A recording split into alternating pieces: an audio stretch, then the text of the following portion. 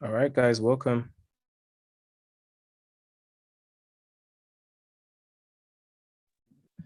Welcome, people. I hope you're doing good. All right. Welcome to all my people. Welcome to another Wealth Group Academy live session. Give you guys a little bit of a chance to get yourselves in, lock yourselves in, get in, and then we're going to start.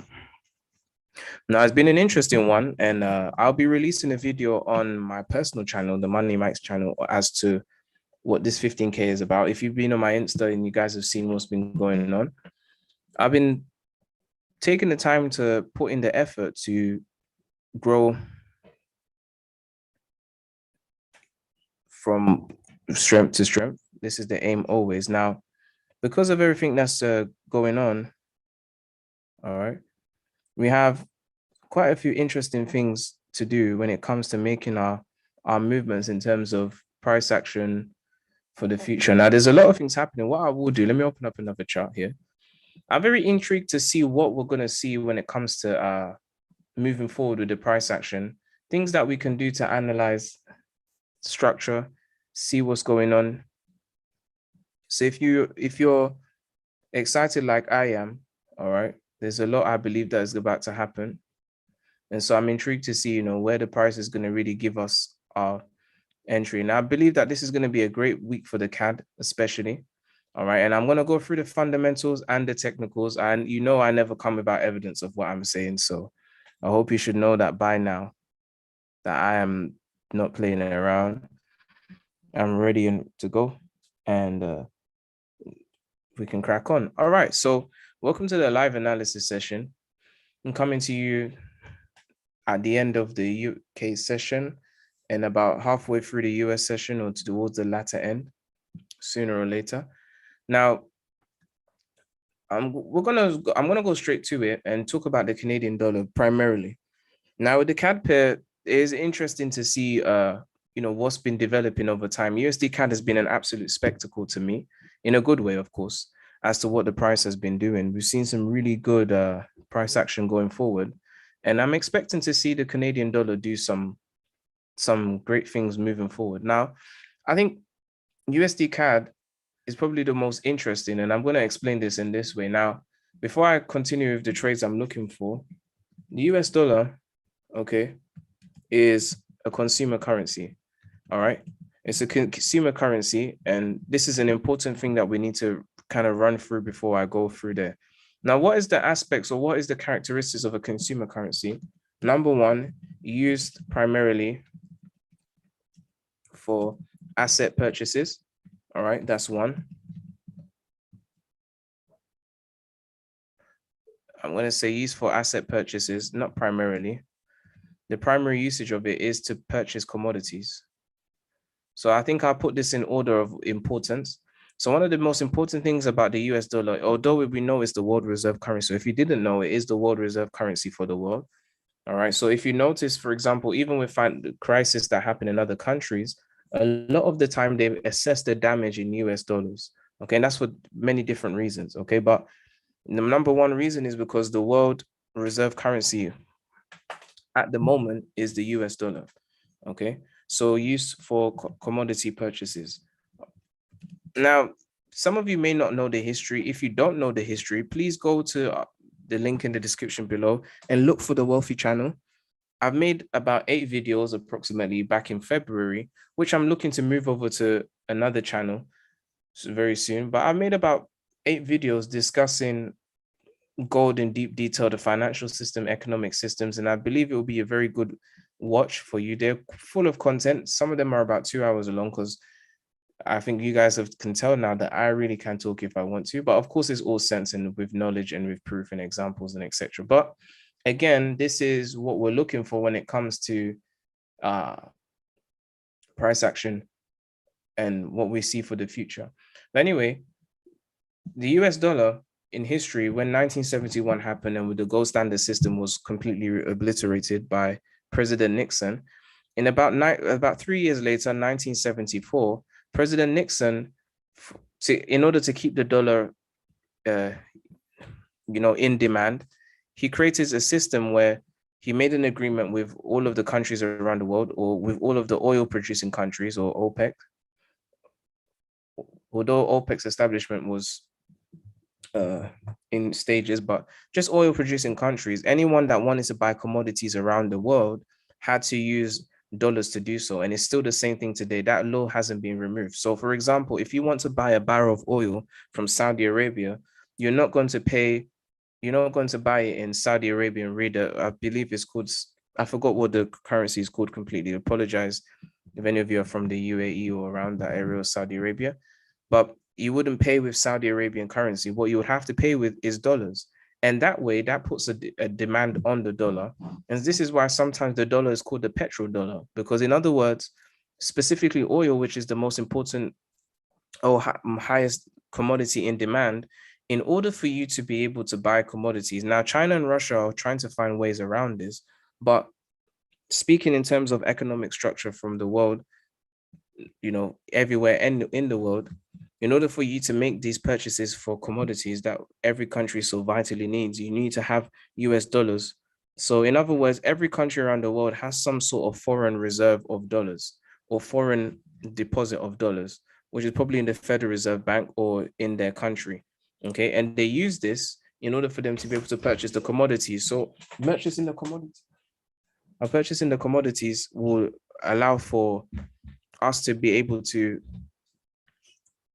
see the dollar in demand. So when you're trying to look for price action moving forward, you want to be able to have this in the back of your mind. Why? Because oil prices is not the only thing that affects the dollar, but it does affect the dollar in a different way. Now, number two, okay, we have that here. So asset purchases will be number two. In asset purchases. Now, a lot of the stock market, the largest stock market in the world, okay, coming from the US, things like the NASDAQ and whatever, the companies that exist within America, in order for you to buy those stocks, you do need to use dollars. Now, of course, I know you can buy them in pounds on different translated, but the denomination of those assets are in dollars, okay? Which means that when things like inflation come into play, and things of that nature, it does affect the dollar too. So the dollar really primarily, and this is where I'm coming to and landing, is very heavily affected by data, okay, and news that comes out from data specifically, and of course speeches. All right, now Canada is quite different. The economic infrastructure for Canada allows it for the Canadian dollar to be a commodity currency. Now, as a commodity currency, what does that mean? It means, now it doesn't mean you can't do asset purchases or buy commodities with Canadian dollars. You just have to translate the money into something else. But primarily, what does that mean? It means that the currency strength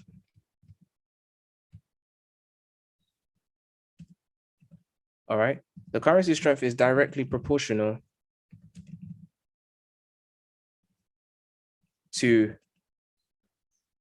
the price of the commodity of a commodity. All right. Now, in this case, the commodity that Canada produces the most, what they're most known for is oil. Okay. So Canada has a large amount of oil, is one of the largest producers of oil, okay, in nearer the Arctic kind of circle, so let me put this here.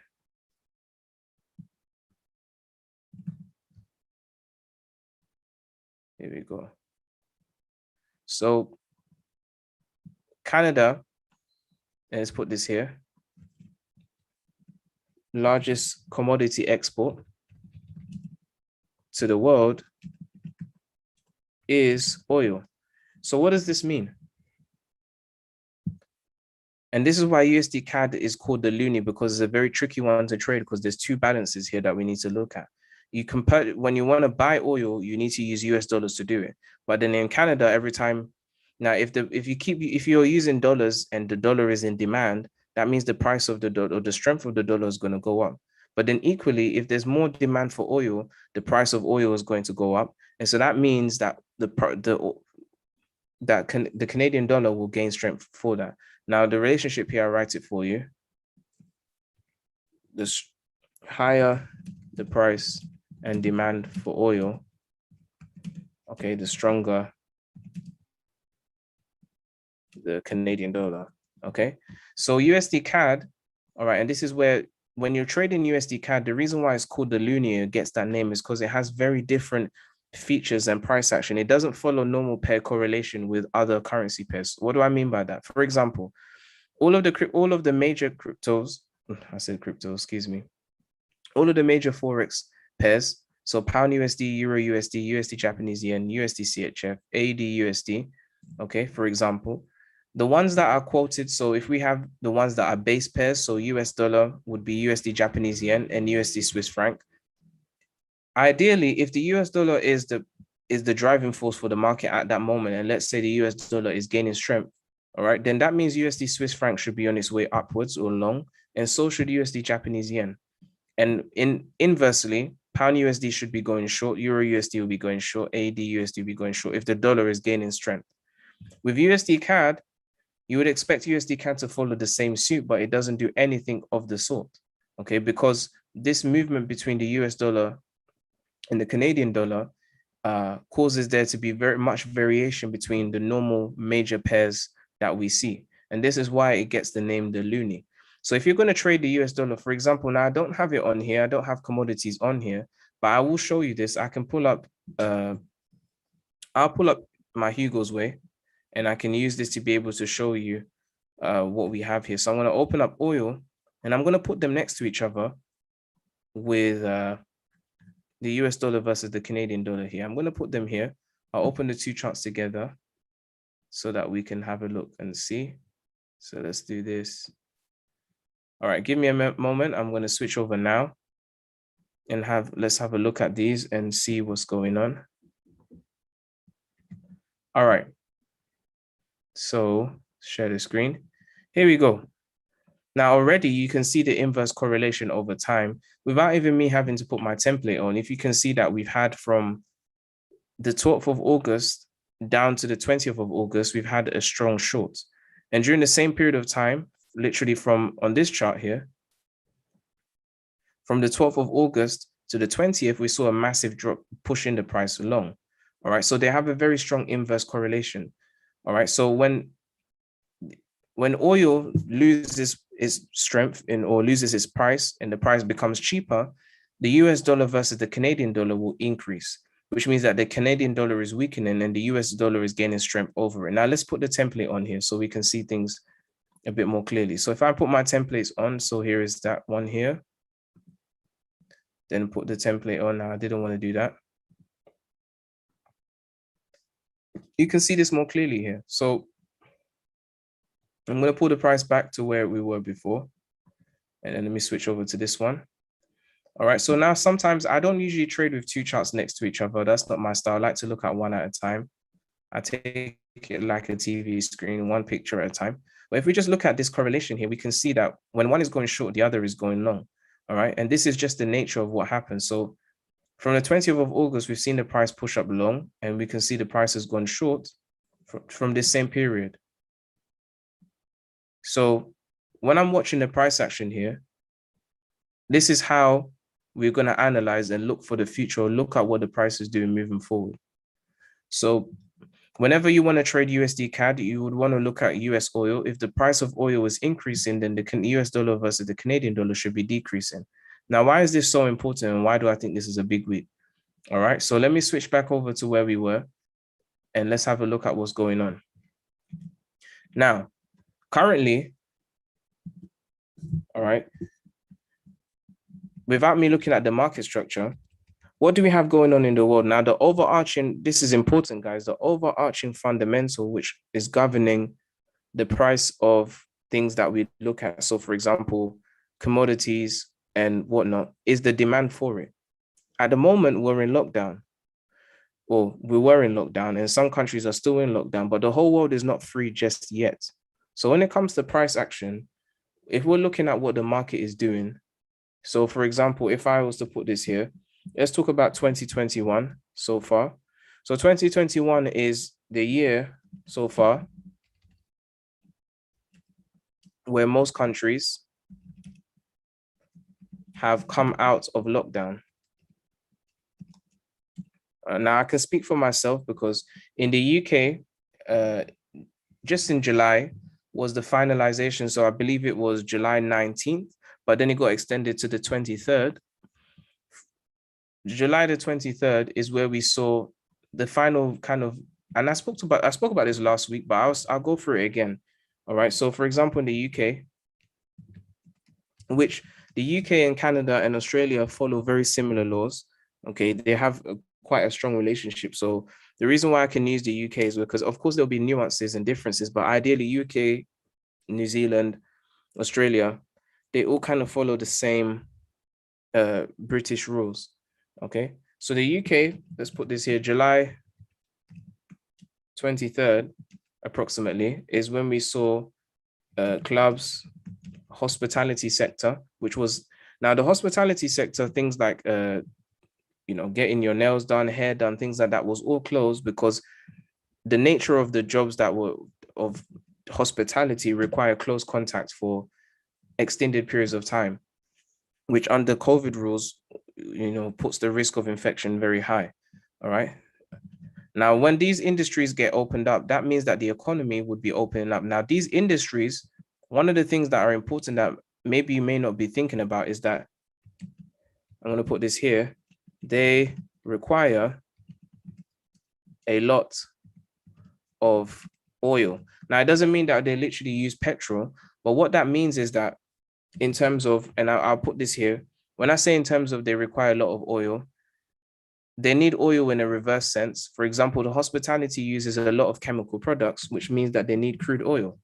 Now, the chemical products, organic material products, all right, this is my chemistry coming out, it requires crude oil. So the demand for crude oil for products is going to skyrocket because those products need to be shipped over to the hospitality industry for face masks and all sorts of different things that are used in beauty and care and whatnot to make sure that the job gets done.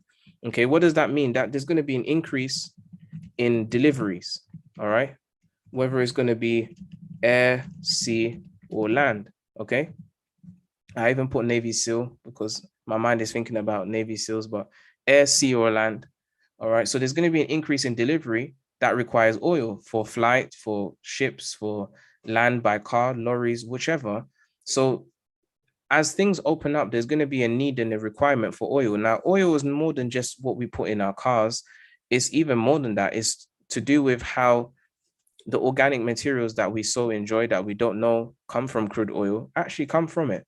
And so for me, looking at this from 2021 moving forward, the world can only recover. Human beings, one thing about us is that when it comes to things like COVID, and we always evolve and learn to do better. So over time, as they learn to do better and control the situation, more and more things can open up. Less and less restrictions mean more demand for oil. So in other words, we see this relationship here that the less restrictions there are around the world, the less lockdowns there are, the more demand there will be for oil. Okay, the more demand there is for oil, the higher the price is going to go, the stronger the Canadian dollar is going to be, and USD CAD should be going short. And this is where we're heading. So why is it big for the Canadian dollar this week? Well, this week is, and this month actually, is the last quarter of Q3. Once we get into October, we're going to be in Q4. Now, when we get into Q4, what does that actually mean? That means that we're going to be looking at having very, very strong shifts in money.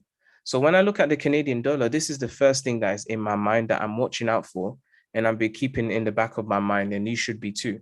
So in terms of analysis here, I'll do the analysis, and then after we can go from there. So now looking at the Canadian dollar versus the Japanese yen, we've had a reversal signature. We've had a very strong induction for a long, and we've even had a break of market structure.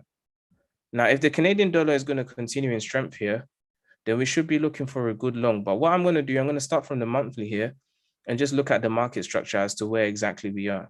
Now, in terms of market structure, the price is pointing towards some bullish activity. I don't use trend lines, but just for a graphical demonstration of what the price has done. We were bearish for quite a while. We had the Canadian dollar seeing lower lows from 2017, from around September, all the way down into the coronavirus period. And we really saw a breakout of this bearish structure of lower lows in the month of February 2021. And so far, the price has been going long. And now we've come back to this area right here of supply. Now, why is this an important area? Now, in terms of monthly market structure, this area of demand right here, the price has broken beneath this area of demand and returned to the other side. So we have the reason why we're seeing a short right here from a technical standpoint is because this demand zone has become supply. But there is potential for the price to move above here. I see a pool of liquidity above here, which is potentially a good advantage for us to look for a long. And I would be expecting that of the sort. Now, watching for where the price is at the moment right here, there is potential for the price to have enough bullish pressure to launch if we're going for a long. But looking at the structure here, there is room for the price to go short, but then there's also a lot of room for the price to go for a long. I'm looking to the left here and I see these supply zones here. So this supply zone here, this supply zone that we've had came from 2018. The price has given us lower lows, and this is the first time we saw a break above a major supply zone, and we've kind of returned to the other side. So this induction for a long, the supply zone has actually become demand, so that can be fuel for the price to go long here. Now into the weekly structure, looking at things, we can even be more specific with this and isolate the order block to a better degree. We have this area here, and to be very specific, okay, is really this area right here. This is the order block we should be looking at. This is the range of price where the price has launched to go for a long from, and it so far has worked out quite well. And if the price is going to continue from there, what we're going to need to see would be increase in the break of market structure.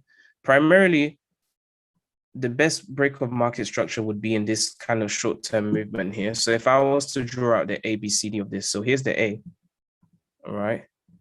Here's the B. So here's the A, B, and then here is the C point right here.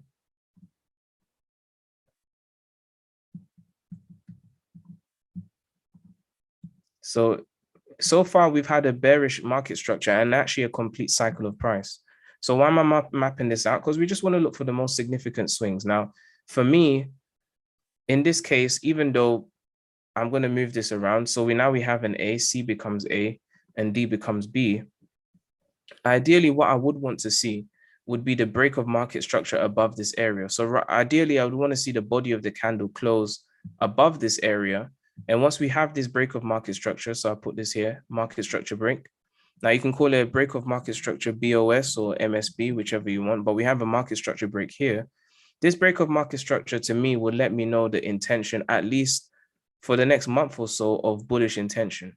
Okay, this is not the only way that we're going to focus on analyzing, but if we have that, then we can have a reclarification of this bullish structure where B would become A theoretically, and then where the price stops here would become our B swing.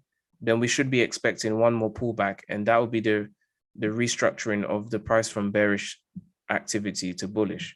So this is what I'm looking for in terms of our price action movements. And if we get this, then this would be a fantastic movement. But we're not in no man's land, but really we should be looking for either a market structure break. And that brings me to the point of the Canadian dollar versus the US dollar might just be the ticket for us to have one of those trades, and CAD Japanese yen would be second. And this week, what we have going on would also produce an opportunity for that. What do I mean by that? So if we go over, okay, and I'm going to put this going to go over to the news and have a look here. So here is the economic calendar for the week. Now, this is in GMT. I'm going to pull up the entire week here so that we can look at what exactly is going on. So for the entire week, this is what we're looking at right here. And I'm expecting what's going on. So if we start off from Tuesday, because there's nothing much on Monday going on at all.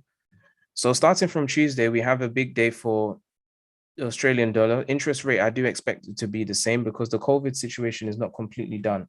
So there is, at any time, I mean, recently the Australian economy was on lockdown again because the people were on lockdown again. I believe this was in July. Now, I don't know if they're out of the lockdown or what's happening, but the Delta variant has caused an uptick in what we've seen with the coronavirus. But nonetheless, moving forward into where we are here, I'm going to scroll down. On Wednesday, all right, the first major piece of news we see here is we have the Bank of Canada interest rate and the Bank of Canada rate statement, okay, which the interest rates are looking to stay the same, which is going to be the any central bank's position for the moment until it's very clear what's happening for the future. Again, the Federal Reserve is not looking to increase interest rates until 2023. So I don't expect any other central bank to want to increase their interest rates at the moment. Now, this rate statement, which is going to be very important, would be very key for us to see the picture of the economy of the Canadian dollar. And this will be the first big piece of news. These two together really could cause the Canadian dollar to already cause a stir in a bullish direction or bearish direction.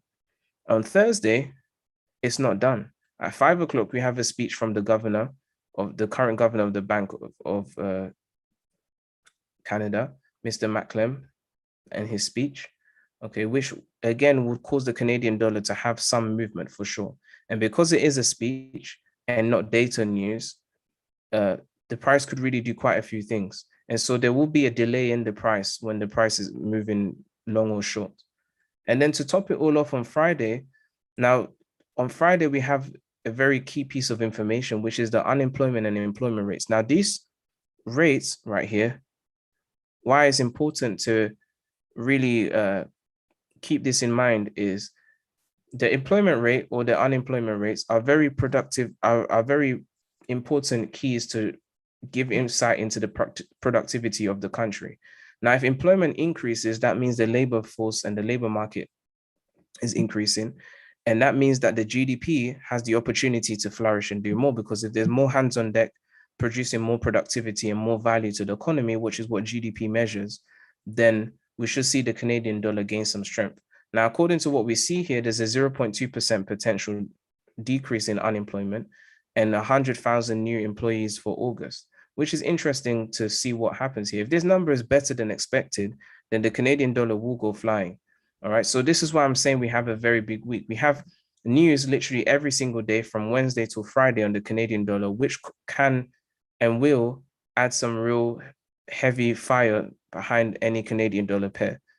So watching this, I would like to see what happens, and we can break this down in more detail later on. But what I'm going to do here, let me come back here and let's have a look at USD CAD. I'll open up USD CAD on a fresh chart so that we can just have a look here. So USD CAD for me is still bearish. When I look at the market structure here, I already called it from a while back. We had the last supply zone formed here from 2020 into 2021, which is the order block that the price has been really operating for the most of the year. So starting off from the beginning of the year, the price went short from here. We've had the reversal back long here. And the price really, to me, is just forming an ABCD bearish movement to continue this already bearish theme in price that we're seeing here. So again, looking at the structure here, the price action that we have, even if I was to draw a bearish trend line, a bullish or a bearish trend line, I'll use the bullish one first. You could say, in a sense, we have a break of market structure here. If I start from here, from these areas right here, either way that you put it, the market is indicating that we're pushing towards the more bearish side than the bullish side. Now, I wouldn't use the trend line to ascertain that completely, but I definitely can see that the price is dropping into lower areas of demand quite quickly. Now, I do think that there is probably one more long left before a short, or we're going straight short and there's nothing to stop it. So my major areas which I will consider on this chart, probably the USD CAD is not marked out the best. What I'll do, let me switch over to Hugo's way, because the order books look a little bit better here, order blocks. So let's see. All right. Now, sometimes I like to switch between different feeds because the price feed helps us to see things differently. Sometimes certain broker prices or delays can cause the price feed to look a bit funny sometimes. So I like to use a mixture of, my favorite to use is IC Markets for analysis, because IC Markets has probably one of the cleanest price feeds because it is one of the largest brokers in the world, and it has a monthly volume above $1 trillion. So there's a lot of good price feed here. So I'm on IC Markets right now. For those of you who are confused, it's just another broker I'm using to analyze. And I'm going to switch the color here back to the normal colors we use so it doesn't hurt your eyes. Here we go. So right here is demand at the moment. And we've seen the market structure continue with this bullish pattern right here. One of the major things I'll say that is giving me bearish vibes is that this supply zone here was a very strong area of selling from near the end of July all the way into mid-August. When we had this break above and the return back to the other side, and then this bullish movement, the weeks leading up, or the days leading up to this movement, what we should have been expecting is to see the price use the supply zone as demand. But this break that we've had here is a key piece of information that the market is trying to give us here. When we had the break below on Friday, beneath this area, the market is letting us know that we're in very strong areas of supply and not demand. And so we should be looking for a short and potentially a short continuation. Now, the next major area of demand, even though it's not the most cleanest set out demand area, but it still is demand anyway, is one is right here, but I would prefer to use this one here, but I'm going to have to use the wicks with this. So right now we're sitting in another area of demand. And if I go to the weekly area here, we've already seen several weekly lows being taken.